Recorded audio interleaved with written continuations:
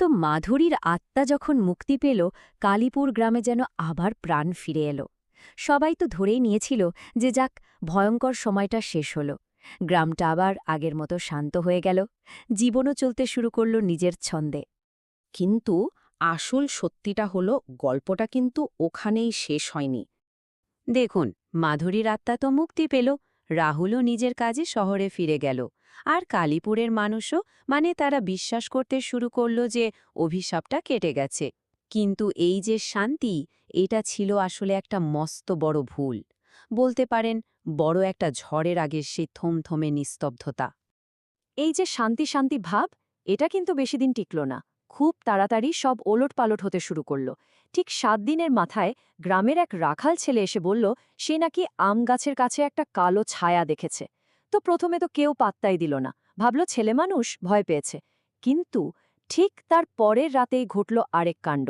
গাছটা থেকে শোনা গেল এক অদ্ভুত হাসির শব্দ। মাধুরীর কান্না কিন্তু আর নেই, তার বদলে এই নতুন গা ছমছমে হাসি। এরপর 10 নম্বর দিনে সুমনের সাথে যা ঘটল, তাতে তো গ্রামের লোকের আত্মারাম খাঁচা ছাড়া। আর সব শেষে 15 দিনের মাথায় যখন গ্রামের একটা লোক হুট করে নিখোঁজ হয়ে গেল, তখন সবাই বুঝল বিপদ আসলে যায়নি, বরং আরও ভয়ঙ্কর চেহারায় ফিরে এসেছে। তো সুমন সেই রাতে একা একাই বাড়ি ফিরছিল। চারদিক শুনশান, কোনো সাড়া শব্দ নেই। হঠাৎ ওই আমগাছটার দিক থেকে একটা ভারী অচেনা গলা ভেসে এলো। এ, দাঁড়াও! গলাটা এতটাই অদ্ভুত ছিল যে শুনেই সুমনের বুকের ভেতরটা যেন ধড়াস করে উঠল।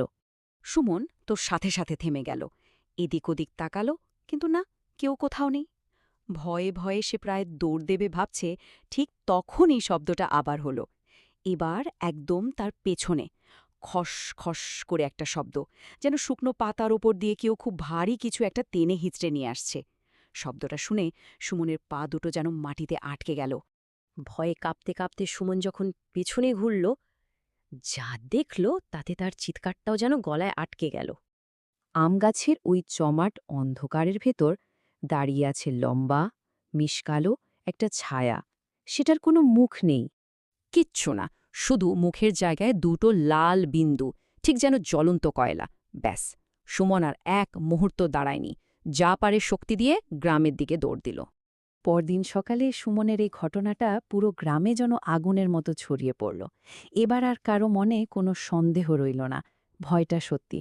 আর এই ভয়ই গ্রামের এমন এক পুরনো রহস্যের দরজা খুলে দিল, যার জন্যে আসলে কেউই তৈরি ছিল না। তখন গ্রামের সবচেয়ে বয়স্ক যে মানুষটা, যিনি এতদিন সব শুনেও চুপচাপ ছিলেন, তিনি সুমনের কথা শুনে একটা লম্বা শ্বাস ফেললেন। খুব আস্তে করে বললেন, আমি তো এটাই ভয় পাচ্ছিলাম, যে একদিন এই কথাগুলো আমাকে শুনতেই হবে। তার গলায় এমন একটা পুরনো ভয় ছিল, যা মাধুরীর ঘটনার থেকেও অনেক বেশি গভীর। স্বাভাবিকভাবেই সবাই অবাক হয়ে তার দিকে তাকালো। আর তখন তিনি এমন একটা কথা বললেন, যা মাধুরীর অভিশাপের পুরো গল্পটাই পুরো পাল্টে দিল। তিনি খুব আস্তে করে বললেন, মাধুরী একা মরেনি। এরপর সেই বৃদ্ধ আসল ঘটনাটা বললেন। মাধুরীকে যারা মেরেছিল, তাদের মধ্যে একজন ছিল ভীষণ নিষ্ঠুর। সে শুধু খুন করেই থামেনি, সে কালো জাদু করে মাধুরীর আত্মাকে ওই গাছের সাথে চিরদিনের জন্য বেঁধে রাখতে চেয়েছিল। এখন মাধুরী তো মুক্তি পেয়েছে, কিন্তু সেই কালো জাদুটা, ওটা পুরোপুরি নষ্ট হয়নি। আর সেটার কারণেই এখন ওই জায়গায় অন্য আরেকটা শক্তি, আরও ভয়ঙ্কর কিছু একটা জেগে উঠেছে। এদিকে যে লোকটা নিখোঁজ হয়েছিল, তার জুতোটা গাছের নিচেই পাওয়া গেল, কিন্তু লোকটার কোনো পাত্তা নেই। এই খবরটা যখন শহরের রাহুলের কাছে পৌঁছল, সে সাথে সাথেই বুঝে গেল তাকে ফিরতে হবে। গল্পটা শেষ হয়নি, তাকে আবার কালীপুরে আসতেই হবে, ওই অভিশাপের মুখোমুখি হতে। তো রাহুল কালীপুরে ফিরে এলো, আর সেই রাতে একা একা গেল গাছটার দিকে। চারিদিকে কবরের মতো নিস্তব্ধতা। হঠাৎ একটা ঠান্ডা বাতাস বয়ে গেল, আর সেই পরিচিত গলাটা আবার শোনা গেল। কিন্তু এবার গলায় ভয়, ভয়ে কাঁপছে। রাহুল, এটা মাধুরীরই আত্মা ছিল, কিন্তু এবার তার মধ্যে মুক্তির কোনো আনন্দ নেই, আছে শুধু ভয়। সে রাহুলকে বলল, সে তো মুক্তি পেয়েছে, কিন্তু যে লোকটা তাকে মেরেছিল, যে ওই কালো জাদুটা করেছিল, তার আত্মার শান্তি পায়নি। সেই আত্মাটা এখন গাছের সাথে বাঁধা। ভাবুন একবার, একজন ছিল অভিশাপের শিকার আর অন্যজন নিজেই অভিশাপের কারণ। একজন মুক্তি চেয়েছিল আর অন্যজন চায় শুধু প্রতিশোধ। মাধুরীর কথা শেষও হয়নি, তার আগেই গাছের ডালপালাগুলো যেন পাগল হয়ে ঝাপটাতে শুরু করল। আর সেই জমাট অন্ধকার থেকে একটা রাগী গভীর গলা গর্জে উঠল, এই গ্রাম আমাকে ভুলে গেছে, তাই আমি সবাইকে নিয়ে যাব। আর সাথে সাথেই গাছের তলার মাটি ফুঁড়ে সেই লাল চোখের ছায়াটা আবার উঠে দাঁড়াল।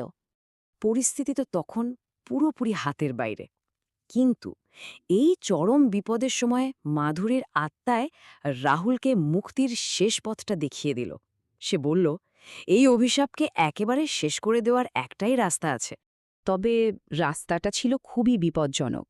মাধুরী বলল, প্রথম কাজ হলো গাছের কাছেই কোথাও ওই খুনির কবরটা আছে, ওটা খুঁজে বের করতে হবে। তারপর মাটি খুঁড়ে তার কঙ্কালটা বের করতে হবে। আর শেষ কাজ হলো ওই হাড়গুলো পবিত্র আগুনে পুড়িয়ে ছাই করে দিতে হবে। একমাত্র তাহলেই এই শয়তানের বিনাশ হবে। পরদিন সকালে রাহুল আর গ্রামের কয়েকজন সাহসী লোক মিলে লেগে পড়ল কাজে। মাটি খোঁড়া শুরু হলো।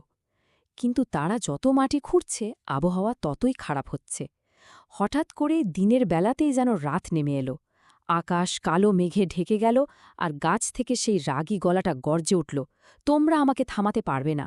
অনেক খোঁজাখুঁজির পর শেষমেশ কঙ্কালটা পাওয়া গেল।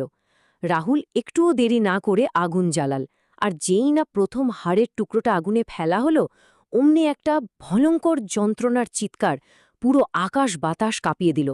এতটাই ভয়ঙ্কর ছিল সেই চিৎকারটা, মনে হচ্ছিল যেন দুনিয়াটাই চিরে যাবে। আর তারপর সব শান্ত, একেবারে চুপ।